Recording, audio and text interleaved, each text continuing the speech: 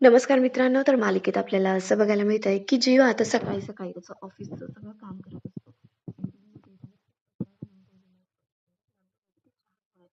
आणि तो म्हणतो, "जीवा, अहो किती पसारा टाकला हा.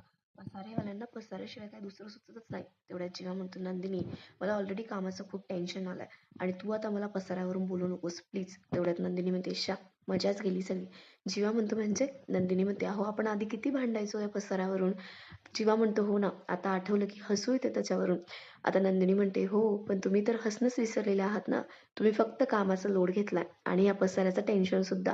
जीवा म्हणतो, "हो, काय करू मग? मला ते प्रोजेक्ट काहीही करून मिळवायचं आहे." तेवढ्यात नंदिनी म्हणते, "आधी माझ्या हातचा हा कडक चहा घ्या, म्हणजे तुमचं टेन्शन आणि प्रेशर असं गायब होतं की नाही ते बघा."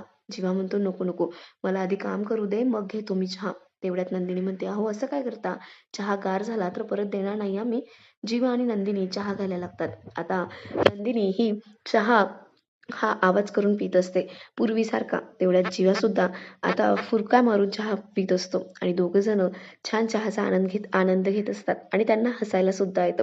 तेवढ्यात आता जीवा म्हणतो, की "मी या कामासाठी खूप मेहनत घेतोय. आजचं प्रोजेक्ट मलाच मिळायला हवं आणि मिस्टर सुरेश बेडकर ना हे खुश व्हायलाच हवे आणि त्यांनी मला हे प्रोजेक्ट द्यायलाच हवं." तेवढ्यात नंदिनी म्हणते, "कोण हे सुरेश बेडकर म्हणजे?"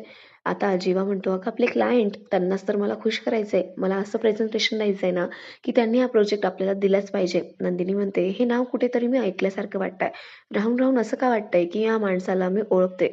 तेवढ्यात जीवाच्या हातून आता चुकून चहा सांडतो आणि तो सुद्धा त्याच्या महत्त्वाच्या फाईलवरती. आता तो खूप पॅनिक होतो आणि म्हणतो, "अरे यार, शिट!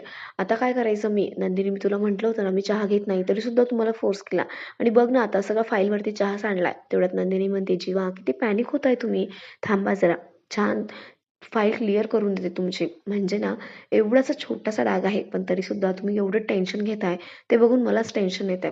तुम्ही ना छान तुमच्या प्रेझेंटेशनवरती फोकस करा. आणि हो जीवा, क्लायंट हे तुमच्यावरती प्रेझेंटेशन बघून आणि ऐकून खुश होणार आहे. एवढ्या फाईलच्या छोट्याशा डागवरती ते काही नाराज होणार नाहीये, असं मला वाटतं. त्याच्यामुळे तुम्ही तुमच्या कामावरती कॉन्सन्ट्रेट करा आणि तुमचा कॉन्फिडन्स हा चांगला असू द्या."